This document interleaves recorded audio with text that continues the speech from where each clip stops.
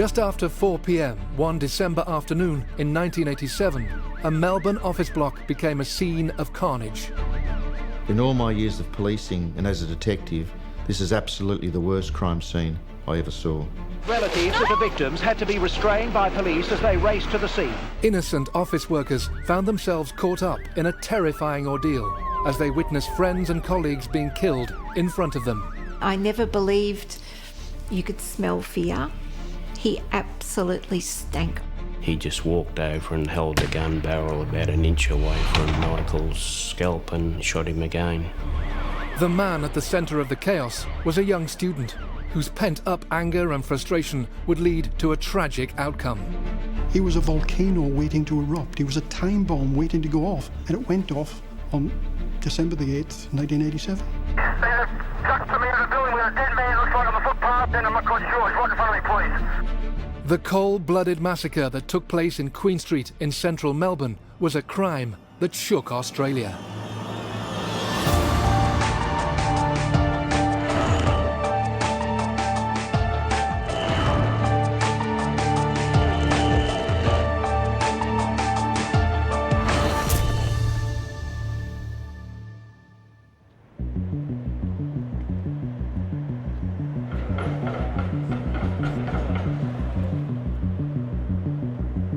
Queen Street's predominantly one of the busiest streets of Melbourne. So you got hustle bustle day and night from really 8 a.m. until 8 p.m, people moving about. The Queen Street area of Melbourne in the 1980s was part of the Central Business District, and it still is to this day. Very commercial, lots of national businesses have their headquarters there, lots of restaurants, coffee shops to feed the office workers.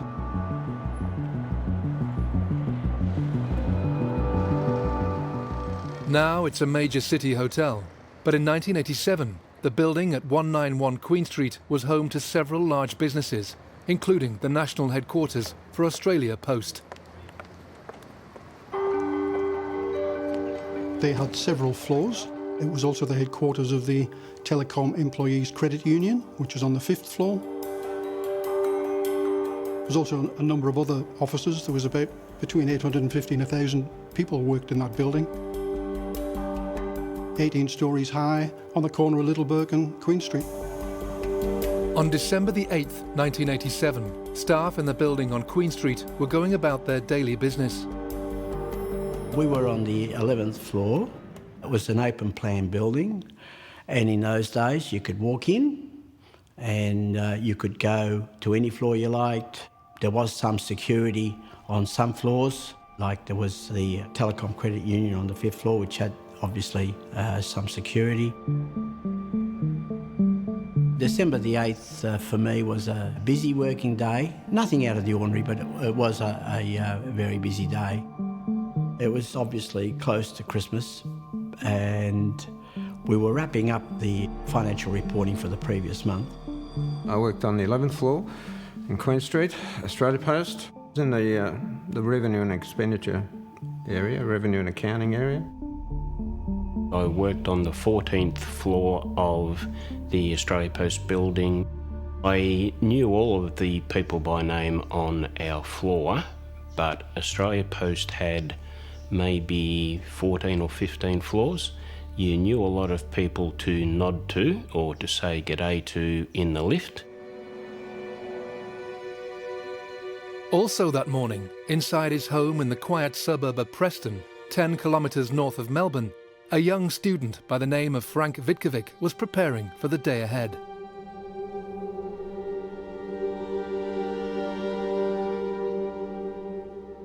Frank Vitkovic was 22 years old, single, lived at home with his mum and dad. His father came from Yugoslavia, his mum was Italian. They both emigrated to Melbourne in the 60s, had 2 children. Lily, Frank's older sister, she was about 3 years older than him. He still lived at home at the time. Frank Vitkovic was a good guy, as I knew him. He was pretty intense. He kept to himself a lot. He was intense and he loved his tennis. He was passionate about his tennis. The young Frank Vitkovic had a troubled childhood and was often bullied at school. He needed to go to the toilet when I was at church mass one day, and the teacher wouldn't let him. And he wet his pants, basically, and was then had to go back to the classroom and was told to sit elsewhere because, you know, he was obviously a bit smelly. And his classmates, boys being boys, embarrassed him and talked about that and laughed at him. He then talks about shortly after that incident, he was actually naked in the changing rooms after sport when one of the boys noticed that his penis was different to the others. In Australia, it's quite common for boys to be circumcised. Vitkovic wasn't, which meant that his penis was different to theirs. This sense of being different would come to characterise his early life. Frank Vitkovic was very isolated and depressed, and I think he spent a lot of time ruminating about these things, about things that people had said or done or treated him badly and so on. And as he ruminated, as he went over and over these things in his mind, they took on bigger and bigger and bigger proportions until they led to this obsessional need for revenge. However, this anger and bitterness didn't hamper his studies, and he gained a place at the prestigious Melbourne University Law School. Soon, though, Vitkovic's education began to be affected by a sense that he was being marginalised by society. While I was at university, he had to prepare an essay, and his lecturer, when he read that essay, became very concerned about Vitkovic's state of mind, in that it was completely bizarre and off-topic, including at one stage he talked about how vital it was that all civil libertarians should be shot dead. That lecturer then told the counsellor at the university, and two appointments were made in December 86, sort of 12 months before the actual incident. And he had quite long conversations with that counsellor where he talked about he'd had suicidal thoughts. I think Frank Vitkovic had built up a hostility towards the world in general. He felt the world in general had given him a raw deal and was treating him badly. So it wasn't simply about revenge against one person or a small group of individuals. He really wanted to get his own back on the world that he saw as having treated him so badly. Good morning. It looks like been a good day too, particularly weather-wise. Some sunny periods, dry, mild, around about 21 degrees, and weather like that for the next couple of days, even into the mid-20s by the start of the weekend. On the morning of December 8, 1987, Frank Vitkovic woke and prepared for what he called his mission. He got a bag out, he put a change of clothing in there, he put binoculars in there, he put a knife in there, he put a sawn-off M1 carbine automatic rifle in there, and at least 200, possibly 300 rounds of ammunition. Made a final entry in the diary that he had been keeping for a number of years. And the final entry was basically, today's the day I'm going to do it, and headed off on a tram to Melbourne University, where he went straight to see Mary Cook, who was a woman who worked at the reception area, who he'd become friendly with during his time there as a student. He went to the counter. She was concerned about his state. He was not looking as smart as he normally was, and she said, "Anything wrong?" And he said, "Yes, I've failed 3 subjects and I've deferred for a year." And she said, "Oh, you know, is there anything I can do to help? I can get you to see a counsellor if you like." Frank turned to her and said, "I'm sorry, I can't. I've got a job to do at the post office." A few hours later, Vitkovic and 8 others would be dead, and the city of Melbourne would be changed forever. On the 8th of December 1987, a young man boarded a tram in suburban Preston and headed into Melbourne. His name was Frank Vitkovic, and within just a few hours, he and 8 innocent people would be dead. One of the last things Vitkovic did before leaving home that morning was to make a final entry into his diary, where, in plain, simple language, he told the world what he was about to do.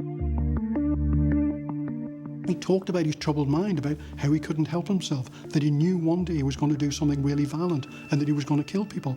It was a gradual build-up. He was a volcano waiting to erupt. He was a time bomb waiting to go off. And it went off on December the 8th, 1987. Inexplicably, in his own mind, Vitkovic had channeled all his anger onto one man, a man he believed was somehow responsible for all his problems. This unsuspecting individual was his former friend and tennis partner, Carnage. Frank Vitkovic and Con Margellis had known each other since primary school. They went to the same primary school, the same secondary school. Con was one of Frank's few friends. He didn't have many friends. That relationship soured when, in late 84, early 85, Frank damaged his knee whilst out jogging. I remember that he was injured and it frustrated him because he wanted to play tennis. He couldn't play A, to the level that he wanted to, and B, as much as he wanted to. Con, in Frank's mind, wasn't as supportive as he should have been. In fact, he used to laugh at the fact that Frank was no longer as fit, and Frank started putting on a bit of weight and getting chubby. And in Frank's mind, Con was not a true friend, and that was basically the start of the troubles between them. Very strong friendship for a number of years fell out over the knee. On that December afternoon, Vitkovic had made up his mind that Con had to pay for his supposed betrayal of their friendship. Frank made his way to 191 Queen Street, entered at the ground floor at about the 4 o'clock mark. He was seen on the 9th floor, around about 4:05, carrying a bag. He then went at 4:16, and we know that because of the CCTV footage, to the counter of the Telecom Employees Credit Union. He stood patiently at that counter, waiting to be served. A woman came to the counter and said, "What do you want?" And Frank said, "I'd like to see Con Margellis, please." That lady then walked behind the counter out of sight to where Con's office was. Con then came to the counter, and even though he hadn't seen Frank for a number of months because they'd become estranged, he greeted Frank with a cheery hello. It was at that point that Frank pulled a gun that he'd hidden underneath his jacket out, pointed it at Con, and pulled the trigger almost immediately. It misfired, didn't go off. Con said, "You've got to be joking," and then fled, along with the 4 or 5 other people that were on that floor at the time that had heard the commotion. My partner and myself were acting as 503, which is the afternoon car for the City of Melbourne. Therefore, any crime in Melbourne comes to us. I want media liaison advised for all people in buildings in Queen Street to keep away from the shop windows, please. We've got people sitting out the windows. We got a call from our D24, which is our police dispatch, and we were just told, "Shots fired in Queen Street, your job." Off we went. All units to wear flak jackets. I was inspecting the prisoners at the City Watch House, and I had a portable radio with me, and then a call came over from D24 in relation to an armed robbery at 191 Queen Street. Following that, there was another call to the effect that shots had been fired. So at that stage, I got on the radio to D24 and just advised them that I'd be on the way. So we moved on real quick, lights and sirens, and we hit the tram tracks in the centre of the street and took off towards Queen Street. Back at 191 Queen Street, the 5th floor was a scene of chaos. Staff were confronted by a gunman, Frank Vitkovic, who was chasing them around the office to prevent them escaping. Frank then lifts the gun up, fires it at Con as Con is fleeing away, misses Con, and hits 19-year-old Judy Morris, who was standing in between where Frank was and where Con was fleeing. She became the first victim on level 5. Con Margellis had taken cover in the toilet, terrified the gunman would track him down. He would ultimately survive the massacre. Vitkovic, meanwhile, unable to find Con, had new targets in his sights. It became more than just about Con. Frank obviously decided that he was going to die that day. He wanted to kill Con first, couldn't find Con, so he decided that others would have to die. This was his way of righting this terrible wrong that had been done to him, almost, I suggest, symbolically through this one person. But then, as we know, through as many other people as he could kill, this general anger towards the world and society. With one person dead on the 5th floor, Frank Vitkovic decided to leave that level and go hunting for more victims. He chose the supposedly secure 12th floor. The entrance to the offices were protected by a security door. However, the procedure that restricted access was fundamentally flawed. Employee John Dirac got up from his desk, walked, looked through the small window, couldn't see any reason why he shouldn't open the door. The minute that door was opened, Vitkovic levelled his gun at John Dirac and shot him. John Dirac would survive the shooting at Queen Street. Other workers wouldn't be so fortunate. Immediately after shooting Dirac, Vitkovic heard 20-year-old Julie McBean scream. He then walked straight towards her and was heard to say at the time, and he was cocking and recocking his gun. That's when he first realised it could only fire one at a time, and he was fiddling with it, and he actually said, "They expect me to kill people with this gun." He then walked up to her and shot her twice, victim number 2. After killing Julie, Frank walked into a partitioned office where David Spencer, 38, was hiding. He was heard to say, "Please no." Vitkovic ignored that, shot him. He then turned and walked out of that office towards 18-year-old Nancy Avignon, who was lying on the floor under her desk, again pleading for her life. He shot her twice from about 3 meters away, wounding her each time. He then walked straight up, put the gun to her head, and finished her off.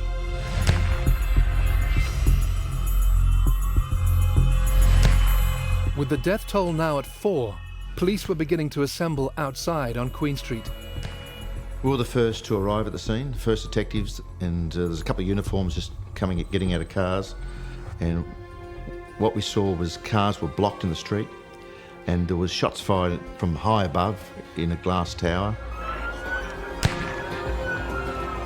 Meanwhile, workers on other floors in the building were beginning to realise something was terribly wrong. It wasn't long before someone noticed out the window that there was a car parked across Queen Street and there was police activity out there. There's probably 8 or 9 of us looking out the window thinking, what's going on, what's going on?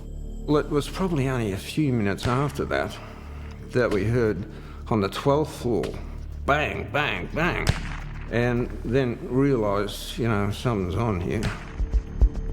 At the same time, Glenn Schilling, who worked on level 14, was heading for the lifts to begin his journey home as shots rang out. On the way down, I heard several fairly loud bangs. When I got to the ground floor, I went to get out of the lift, and there was a couple of policemen that were taking a bit of shelter behind a couple of pillars. The police told Schilling to get back in the lift and go back up. There was another person in the lift with Schilling, and that person pressed the lift to the 11th floor. Schilling wouldn't normally have gone to the 11th because he worked on the 14th. We heard a couple of more bangs, and he got out at the 11th floor. And I thought, what I'll do is that I'll get out on the 11th floor so that I could have a look out the window to see if I could see what was going on. There were several police cars with police officers sheltering behind the cars, just like you would see on television or in the movies. After shooting Nancy on level 12, Frank made his way down to level 11 by the fire escape. A colleague came running and said, you better hide because he's coming to this floor. Some people ran with him, and I think they went into the computer room.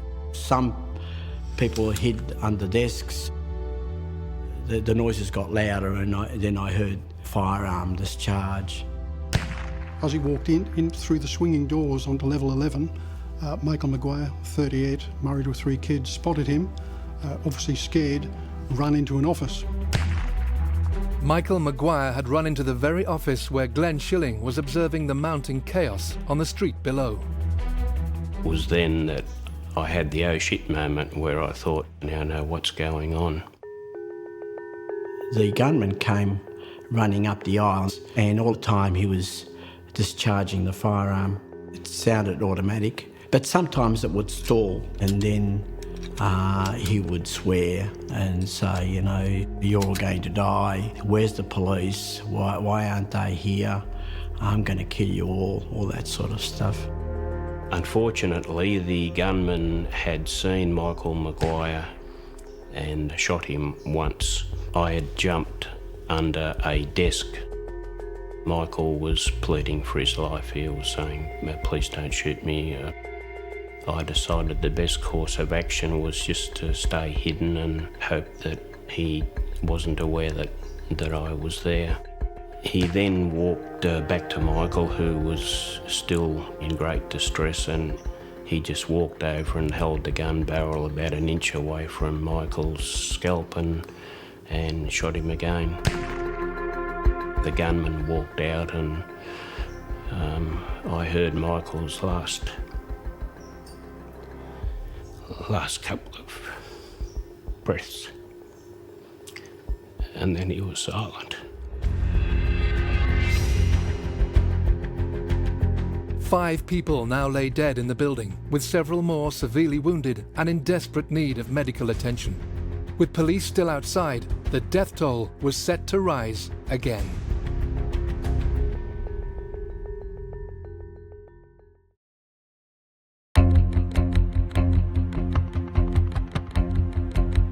In the heart of Melbourne, a gunman was out of control, stalking the floors of a Queen Street office block. By now, 5 people had been killed and many more injured. The shooting had only been going on for a matter of minutes, but already police were surrounding the building. We'd ordered the SWAT team some 3 minutes earlier and we were told they were 15 minutes away. And I remember saying, 15 minutes? Fuck that, it can't be 15 minutes. What we didn't know was how many offenders there were, because there were calls coming through to D24 saying that a person was on the 5th floor, on the 12th floor, on the 11th floor. There were shots being fired, and because it was such a fluid scene, we weren't able to confirm whether there was 1 or 2 or more offenders. We were still acting on the basis of the fact it was an armed robbery and considered the fact it was an armed robbery had gone wrong, and that's why the shots had been fired. Tragically, robbery was the last thing on Vitkovic's mind. Vitkovic walked across level 11, firing at random, saying, "You're all scum." He spotted Don McElroy in a corner, fired, hitting him once. Don McElroy then fell against the window, a floor-to-ceiling window overlooking Queen Street, and smashed that window. Vitkovic then walked away for about another minute, again firing random shots. McElroy was screaming in pain. Vitkovic walked up to him and said, "You're giving me a lot of trouble, fat man," and shot McElroy again. McElroy survived.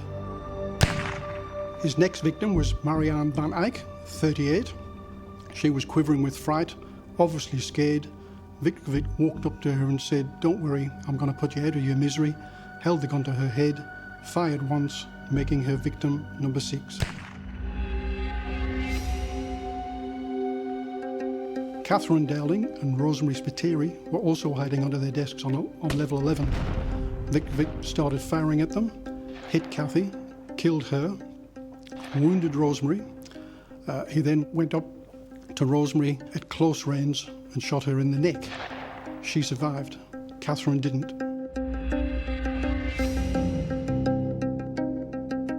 At this point, Vitkovic spotted Frank Comedy. Well, I was looking for an opportunity.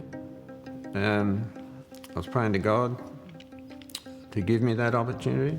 It just sort of happened. Like he said, this gun is jamming, so I thought, this is it, go for it, man.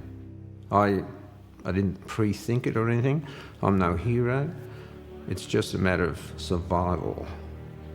That's what it was, survival. Frank went for him, and I don't think he was able to get on top of him, so the gunman shrugged him off and actually shot him. I felt this burning sensation go through me, It didn't sort of super hurt, but it was just a burning sensation. After wounding Comedy, Vitkovic walked over to Rod Brown, shot him dead. Rod Brown became victim number 8. Tony Joya was hiding at this stage, saw Rod Brown get murdered, and Tony was convinced that he was going to be next. I thought he had his back to me then, and at that moment I decided to jump him. We wrestled, and I think we both fell on top of Frank, maybe, and I think somebody took the gun off him. Another lady came out of her hiding place, took the gun off them. She had it off and hid it in the fridge. We were grappling with the gunman. I think I was on top of him, Frank was next to me, and Don and McElroy and Claire Chalkley sort of sat on him. Imagine this, they're on the floor, they've got the gun away from him, but Vitkovic is desperate, he's crawling towards the broken window and he's trying to shake these people off. It's at this point that Vitkowic's obviously decided, I haven't got the gun anymore, I can't shoot myself, which was probably his intention. He's lost that option, he sees the window and he's obviously decided to hurl himself to his death. He was fighting hard, he was trying to get away and wasn't saying anything, just, muffles and groans and things like that. There was no words.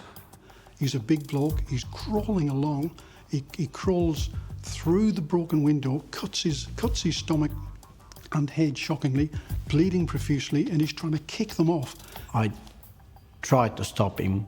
I had him by his ankles and somebody had hold of me because they were worried that I would go over as well. And he was actually able to reach a point where his ankles were where the window was broken and the rest of his body was hanging over the balcony, and he desperately wanted to plunge to his death. On the street, police and witnesses below were observing the chaos on the 11th floor with a sense of confusion. We thought, it's a victim trying to free himself. And of course you would. Why would you think any different? And we watched this victim for this minute and a half, which again seemed like an hour. And then eventually we saw another person that his hands were hanging onto the victim. So we could see a struggle, and this didn't make sense. Why would an offender be struggling with a victim? And all this was racing through our mind as the adrenaline's pumping, trying to analyse it. And then we saw something extraordinary. The person, mostly out of the window, seemed to fight off his saviour, and then he was free. And down he went, 11 floors, face down, into the pavement. Police that saw him fall witnessed that body bounce to the height of a car. There's a man, looks like he's shot from into the building with a dead man, looks like on the footpath, and I'm not quite sure. He's right in front of me, please. Stand by. And I had to step back, quite literally. I had to step back as he fell where I was standing. The time of his death was recorded by police at 4:34 and 34 seconds, meaning he killed 8 people in less than 17 minutes.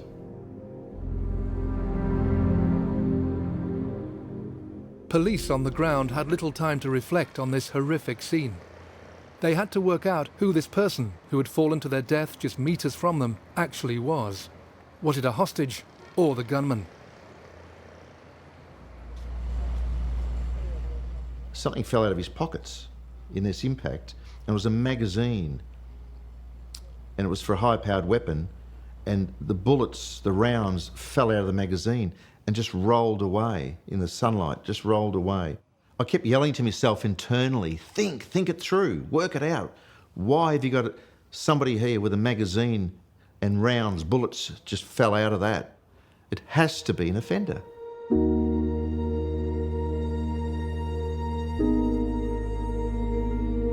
After the gunman had gone out the window, Tony was yelling out, they're all dead, Rod's dead, Kathy dead, Marianne's dead. He came over to me and he said, don't die, Frank, don't die.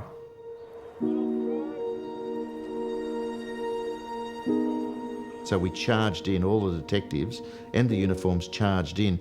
As soon as we pressed the lift button, the lift opened and there was these crazy victims in there, blood-stained, hair raised, eyes were sort of almost electrified, screaming and coming at us, and they saw us with guns and they balked and yelled and screamed because all they knew was guns, and you couldn't help but understand later on that they probably thought we were offenders with guns.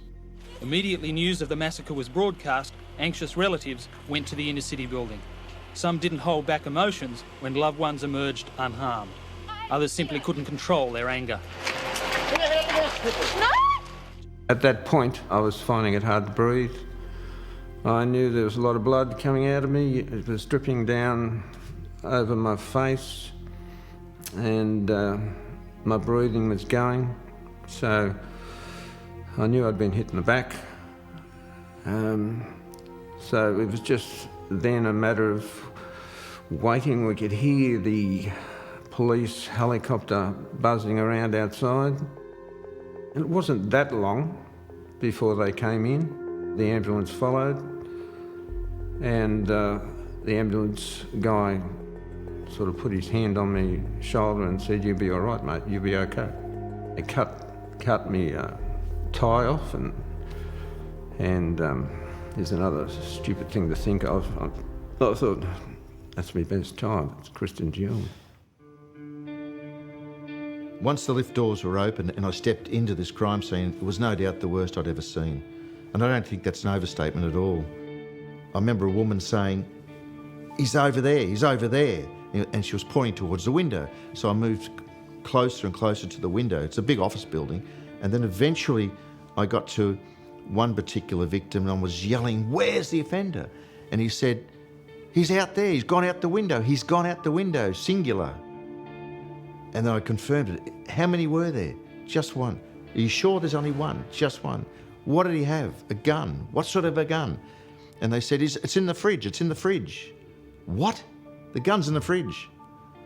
None of this was making sense. Then I turned to the tea room and you could see a big upright refrigerator. So we opened the fridge and there is the assault weapon, the rifle. This is a city, a society that's never experienced this sort of thing before. And I just stop and think, what more can we do?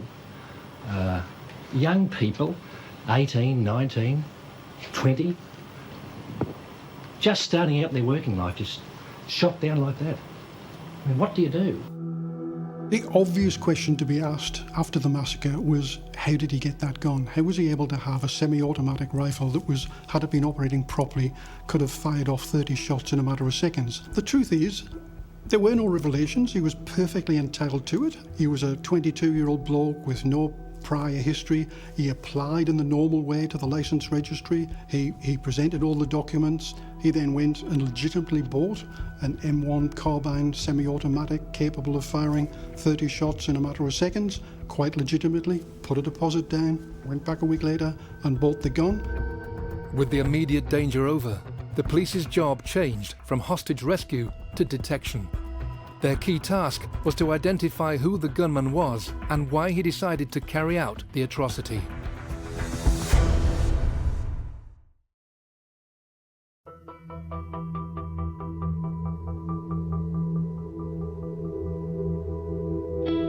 In December 1987, an army of police, legal and mental health experts began to gather.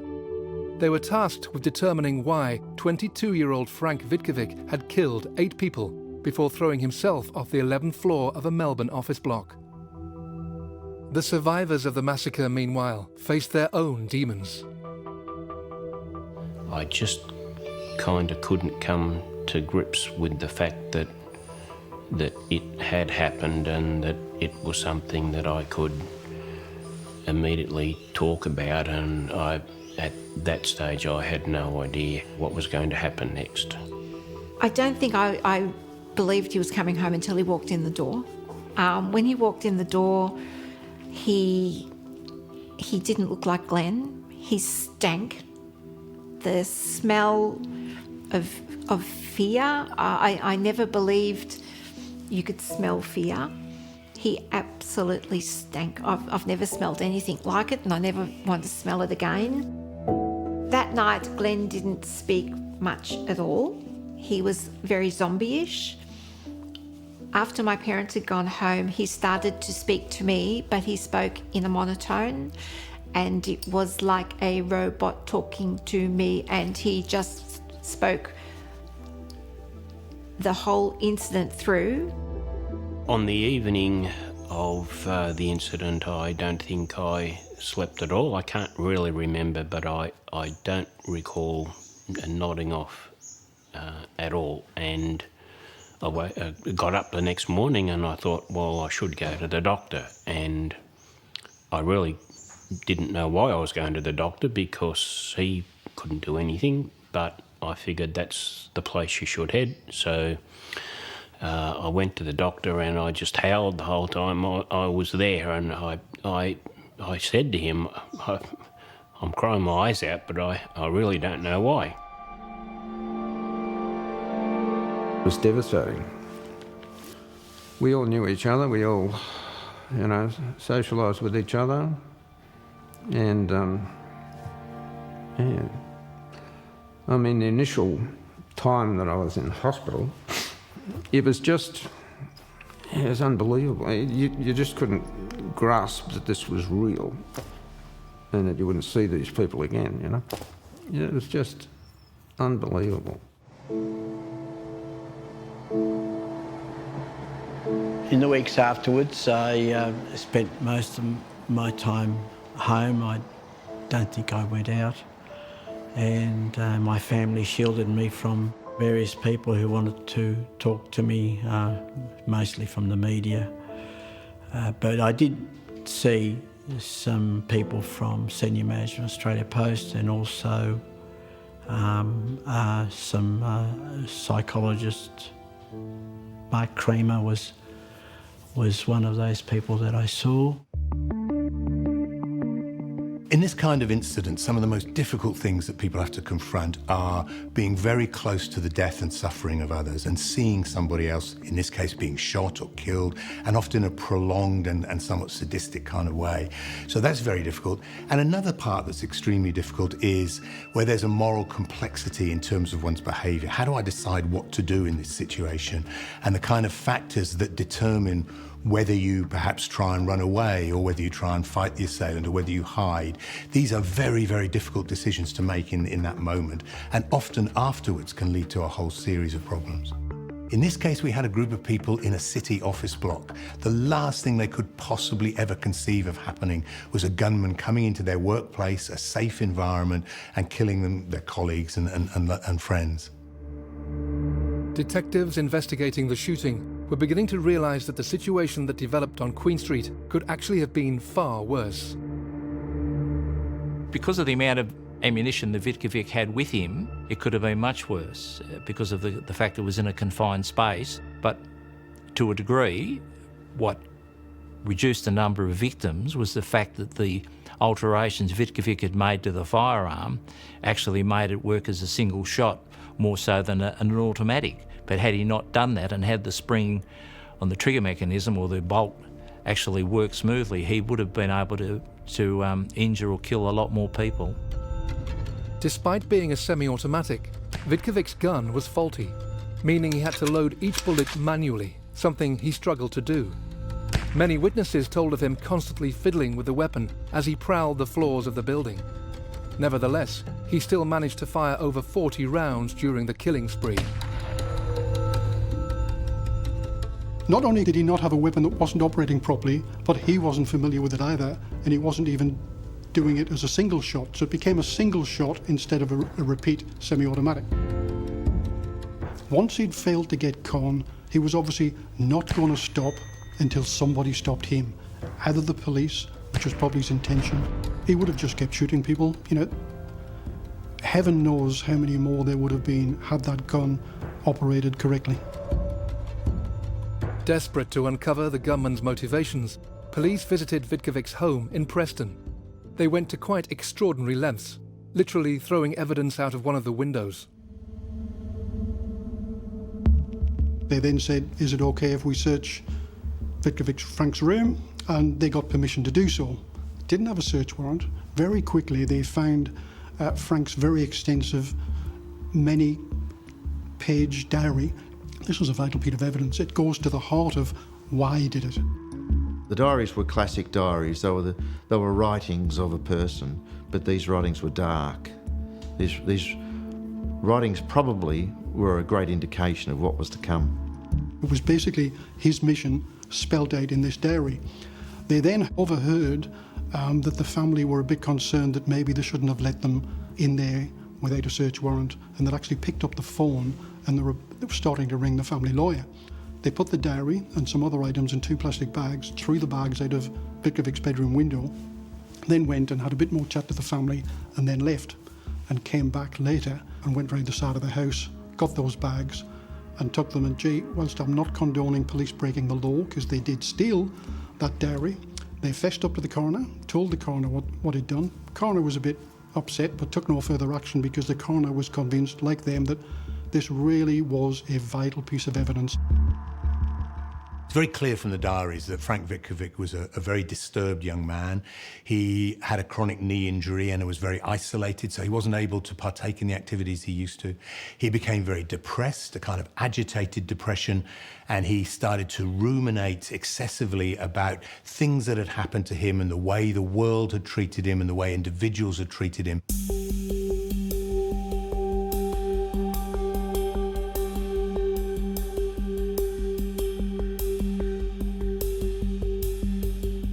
He gradually became more and more angry, more and more obsessed with the idea of revenge against the world and against individuals who had hurt him.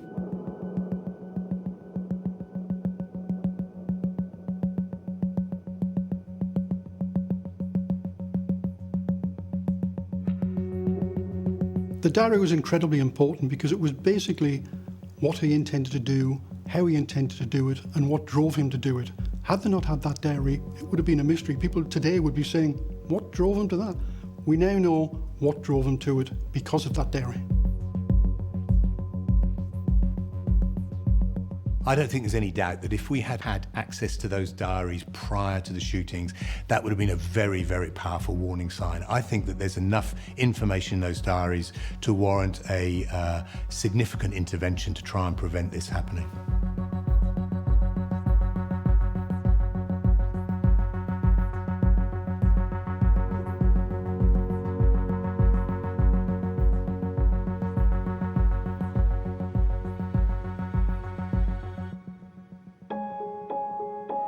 With the questions over the killer's motivations seemingly answered, the inquest that followed the massacre shone an uncomfortable light on the actions of the police that day, with claims that they waited too long before entering the building. If there was criticisms about how long it took for us to get to the 11th floor and to lend assistance, then I accept those criticisms. It is one of the most horrific crime scenes you could ever imagine. And the most important thing for me as the first detective on the scene was to assess everything and get information back to our control room, and that will then get the appropriate resources running towards that crime scene, driving towards that crime scene. And if I'm criticised for that, I'll take the criticism.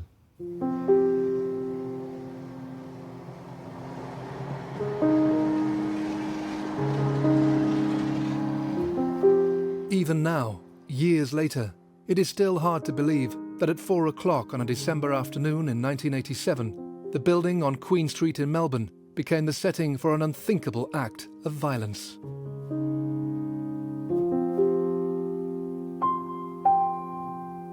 What happened on December the 8th, 1987 certainly changed my life and my family's life forever. It's been 30 years since, but the incident might as well have been yesterday. The Queen Street incident changed Glenn forever. He doesn't talk about it at all. It is never mentioned in this house.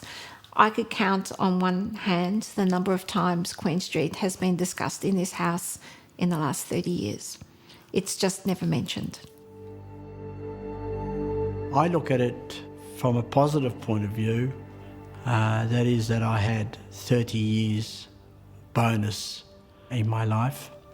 I've seen my children grow up, get married, have their own children, and forever thankful that I survived. What happened on Queen Street that day has just totally affected my life. The emphasis on having, you know, the big job, plenty of money, flash cars, that was sort of put in the background, and the fact of, you know, having your life, having your family, and being able to be at home with them there, watch your kids grow up, all these things were just number one.